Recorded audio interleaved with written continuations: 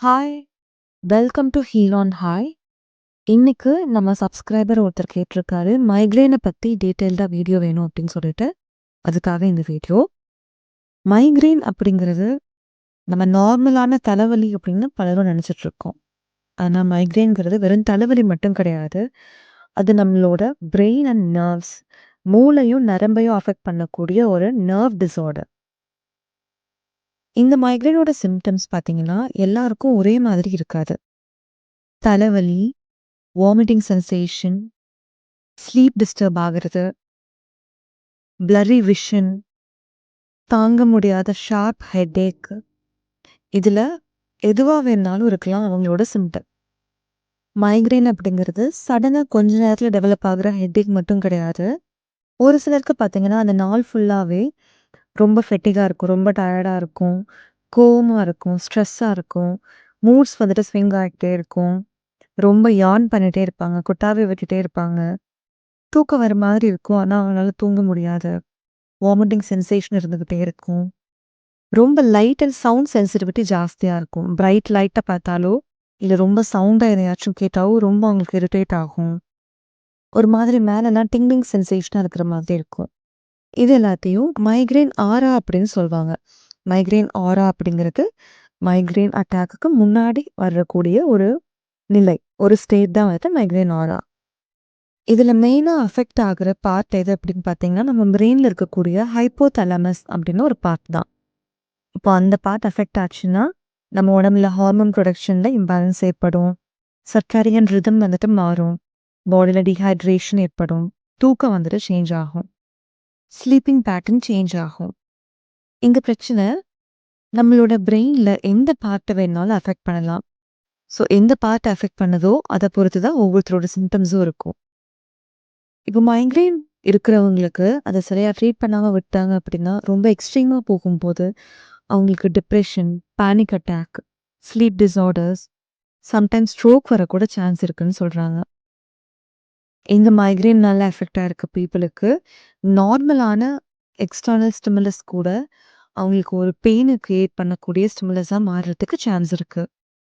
இந்த மைக்ரேனுக்கு காரணம் அப்படின்னு சொல்லி பார்த்தா, காசேட்டிவ் ஃபேக்டர்ஸ் வந்துட்டு ஏதாச்சும் ஒரு காரணம் அப்படின்னு சொல்ல முடியாது.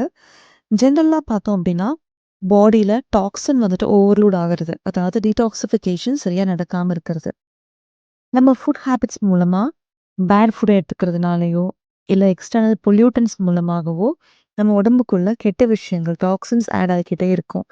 அத நம்ம பாடி ப்ராப்பரா வந்துட்டு வெளியில புஷ் பண்ணாம விடும்போது, ப்ராப்பரா டீடாக்ஸிஃபை ஆகாம இருக்கும்போது, அந்த ஸ்டேட்ல பாடியில இன்ஃப்ளமேஷன் கிரியேட் ஆகும். அது மைக்ரேன ட்ரிகர் பண்ண நெறைய சான்ஸ் இருக்கு. Next hormone imbalance. அதாவது மோஸ்ட்லி பார்த்தீங்கன்னா, விமெனுக்கு ஈஸ்ட்ரோஜன், புரொஜெஸ்டரான் அப்படிங்கிற ஹார்மோன்ஸ் வந்துட்டு இம்பேலன்ஸ் ஆகும். ஸோ அவங்களுக்கு எந்த டைம்ல இது ஜாஸ்தியாக சான்ஸ் இருக்கு அப்படின்னா, பீரியட்ஸ் டைம்லயும், பின்ன மெனோபாஸ் டைம்லயும் இது வந்துட்டு அக்ரவேட் ஆக சான்ஸ் இருக்கு. Next one nutritional deficiency. அதாவது ஊட்டச்சத்து குறைபாடு. மெக்னீசியம், விட்டமின் பி காம்ப்ளெக்ஸ், சில எசென்ஷியல் ஃபேட்டி ஆசிட்ஸ் பாடியில கம்மியாகும்போது, அவங்களுக்கு பிரெயினுக்கு சரியான நியூட்ரியன்ட்ஸ் கிடைக்காம, இந்த மைக்ரேன் ட்ரிகர் ஆகறதுக்கு சான்ஸ் இருக்கு. சிலருக்கு பார்த்தீங்கன்னா, ஃபுட் சென்சிட்டிவிட்டீஸ் அண்ட் அலர்ஜீஸ் இருக்க சான்ஸ் இருக்கு. ஏதாச்சும் ஒரு சில ஃபுட் சாப்பிட்டா மட்டும் அவங்களுக்கு வந்துட்டு ட்ரிகர் ஆகும்.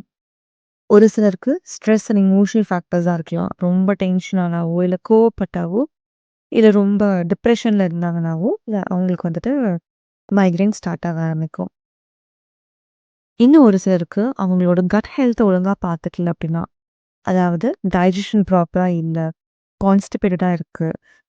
அவங்களால வந்துட்டு கட் மைக்ரோபயோமும் ஒழுங்கா வச்சுக்க முடியல. அதாவது நம்ம சிறுகுடலுக்குள்ள இருக்கிற மைக்ரோப்ஸ நம்மளால ஒழுங்கா ஹெல்தியா வச்சுக்க முடியல அப்படின்னா, அதனாலயும் மைக்ரேன் ட்ரிகர் ஆக சான்ஸ் இருக்கு. ஏன்னா நம்மளோட கட்டுக்கும், பிரெயினுக்கும் இடையில டைரக்ட் நர்வ் கனெக்ஷன் உண்டு. ஸோ அது வந்துட்டு ஈஸியா ட்ரிகர் பண்ண சான்ஸ் இருக்கு.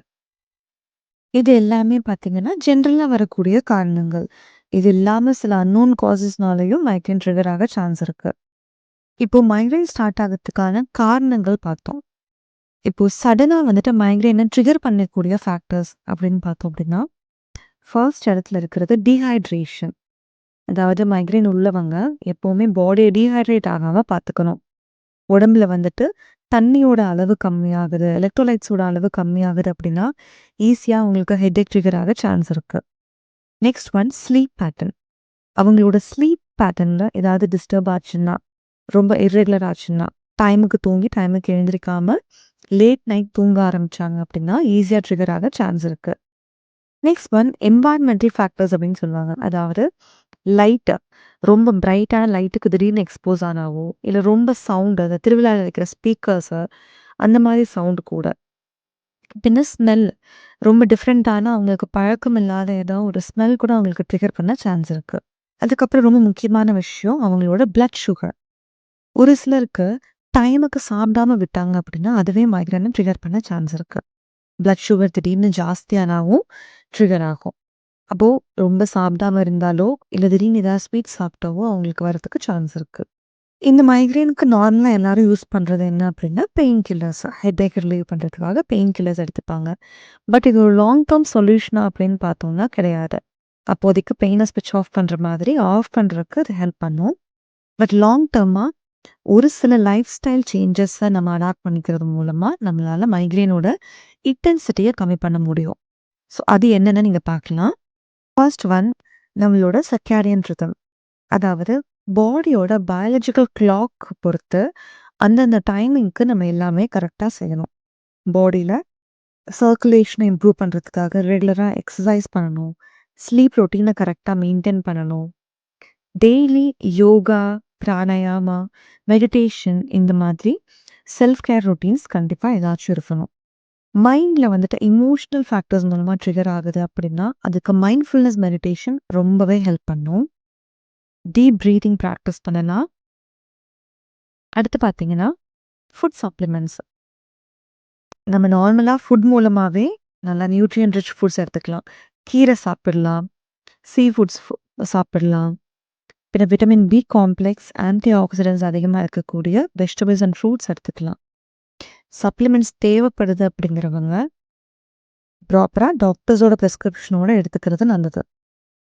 நெக்ஸ்ட்டு நம்ம பார்த்த மாதிரி ஹைட்ரேஷன். பாடியை ப்ராப்பராக ஹைட்ரேட்டாக வச்சுருக்கணும். ஏதாச்சும் ரொம்ப வெயிலுக்கு போனீங்கன்னாவோ, இல்லை ப்ராப்பராக தண்ணி குடிக்கல அப்படின்னாவோ, அன்றைக்கி கொஞ்சம் அதிகம் கேர் எடுத்துகிட்டு எலக்ட்ரோலைட் சரியாக இருக்கிற மாதிரி பார்த்துக்கோங்க. நீங்கள் இளநீ குடிக்கலாம், லெமன் ஜூஸ் குடிக்கலாம். இதெல்லாமே டக்குன்னு உங்களோட எலக்ட்ரோலைட்ஸை பேலன்ஸ் பண்ண ஹெல்ப் பண்ணும். நாசியா, வாமிட்டிங் இந்த மாதிரி சிம்டம்ஸை ரிலீவ் பண்ணுறதுக்காக ஜிஞ்சர் டீ எடுத்துக்கலாம். இஞ்சியோட ஜூஸோ, இஞ்சியோட டீயோ வந்துட்டு உங்களுக்கு ஹெல்ப் பண்ணும். அதில் இனிப்புக்காக சுகர் ஆட் பண்ணாமல் ஜாகரியோ இல்லை ஹனியோ ஆட் பண்ணி குடிக்கிறது ஹெல்ப் பண்ணும். நெக்ஸ்ட்டு மைண்டை ரிலாக்ஸ் பண்ணுறதுக்காக லாவெண்டர் ஆயிலை யூஸ் பண்ணலாம். லாவெண்டர் ஆயிலை ஸ்மெல் பண்ணிங்கனாவே போதும், உங்களோட பிரெயின் அண்ட் நர்வ்ஸை நல்லா ரிலாக்ஸ் பண்ணும். உங்களோட நெத்தியில் கோல்ட் கம்ப்ரெஸ் வைக்கலாம். இன்டெஸ்டைன்ஸை கிளென்ஸ் பண்ணுறதுக்காக இனிமை எடுத்துக்கலாம். வீக்லி ஒன்ஸ் இல்லைனா 15 days ஒன்ஸ் கொஞ்ச நாளைக்கு எடுத்துக்கலாம். அதுக்கப்புறம் கான்ஸ்டிபேஷனால் உங்களுக்கு மைக்ரேன் ட்ரிகர் ஆகுது அப்படின்னா, ஃபைபர் அதிகமாக இருக்கிற ஃபுட் எடுத்துக்கலாம். தேவைப்பட்டால் டாக்டரோட ப்ரெஸ்கிரிப்ஷனுக்கு அப்புறம் இனிமா எடுத்துக்கிறதுக்கு கூட நல்லா ஹெல்ப் பண்ணும். ஏதாச்சும் ஃபுட்னால உங்களுக்கு ட்ரிகர் ஆகுது அப்படின்னா, காஃபி குடித்தாலோ இல்லை ஆல்கஹாலோ இல்லை பால் சம்மந்தமான பொருட்கள் ஏதாவது சாப்பிட்டா மைக்ரேன் ட்ரிகர் ஆகுது அப்படின்னு தெரிஞ்சால் அதை கொஞ்சம் அவாய்ட் பண்ணுறது ஹெல்ப் பண்ணும். எந்த ஃபுட் உங்களுக்கு ட்ரிகர் பண்ணுது அப்படின்னு தெரியல அப்படின்னா, ஒரு ஃபுட் டைரி மெயின்டைன் பண்ணுங்க. என்னென்ன கரெக்டாக சாப்பிட்றீங்க அப்படின்னு எழுதிட்டே வாங்க கொஞ்ச நாளைக்கு. அப்போது என்னெல்லாம் சாப்பிட்டா உங்களுக்கு ஹெட்டேக் ட்ரிகர் ஆகுது அப்படிங்கிறத உங்களால் ஈஸியாக கண்டுபிடிக்க முடியும். இன்னொரு நேச்சுரல் ரெமெடி என்னென்னு பார்த்தீங்கன்னா சன்லைட். சன்லைட் வந்துட்டு உங்களுக்கு ஒரு எக்ஸலண்ட்டான மெடிசன். அது மார்னிங் சன்லைட்டில் வெளியில் போய் எக்ஸ்போஸ் ஆனீங்க அப்படின்னா, ஆஃப்டர் ஒரு எக்ஸசைஸ்க்கு அப்புறமா நீங்கள் போய் எக்ஸ்போஸ் ஆகும்போது பாடியில் செரட்டோனின் அப்படிங்கிற ஒரு ஹாப்பி ஹார்மோன் ப்ரொடியூஸ் ஆகும். இது உங்களோட நர்வ்ஸ் எல்லாம் ரிலாக்ஸ் பண்ணுறதுக்கு ரொம்பவே ஹெல்ப் பண்ணும். இதெல்லாம் இல்லாமல் மைக்ரேன் அட்டாக் இருக்கும்போது ஒருத்தங்க வந்துட்டு தலைவலி தானே பார்த்துக்கலாம் அப்படின்ட்டு கேர்லெஸ்ஸாக விடாமல் ஒரு டார்க் ரூமில் லைட் உள்ளே வராமல் எந்த சவுண்டும் இல்லாமல் ஒரு சைலண்ட்டான ரூமில் நல்லா ரிலாக்ஸ்டாக கொஞ்ச நேரம் படுத்து ரெஸ்ட் எடுத்து தூங்குறதுக்கு ட்ரை பண்ணணும். ரெஸ்ட் வந்துட்டு ரொம்ப கண்டிப்பான விஷயம் இந்த டைமில். இப்போ இந்த வீடியோவில் சொன்னது எல்லாமே ப்ரிவென்டிவ் மெஷர்ஸ் தான். இப்போ சடனாக வந்துட்டு உங்களுக்கு மைக்ரேன் அட்டாக் ஜாஸ்தியாக இருக்குது அப்படின்னா தயவு செஞ்சு அப்போதைக்கு ஒரு டாக்டரை பாருங்கள். டாக்டரோட அட்வைஸ் எடுத்துக்கிறது ரொம்ப நல்லது. அப்போதைக்கு மருந்து எடுத்துகிட்டு அதுக்கப்புறம் அதை மறந்துட்டு விடாமல் எப்போவுமே ஒரு லைஃப் ஸ்டைல் சேஞ்சஸ் கொண்டு வந்து இந்த மாதிரி ப்ரிவென்டிவ் மெஷர்ஸ் எடுத்து உங்களோட ஹெல்த்தை பார்த்துக்கிறது மூலமாக மைக்ரேனோட ஃப்ரீக்வென்சி அண்ட் இன்டென்சிட்டி அதோட தீவிரத்தை உங்களால் குறைக்க முடியும், கண்ட்ரோலில் வச்சுக்க முடியும். வீடியோ பிடிச்சிருந்தா லைக் பண்ணுங்கள், உங்களோட ஃப்ரெண்ட்ஸுக்கு ஷேர் பண்ணுங்கள், சப்ஸ்கிரைப் பண்ணுங்கள். தேங்க்யூ.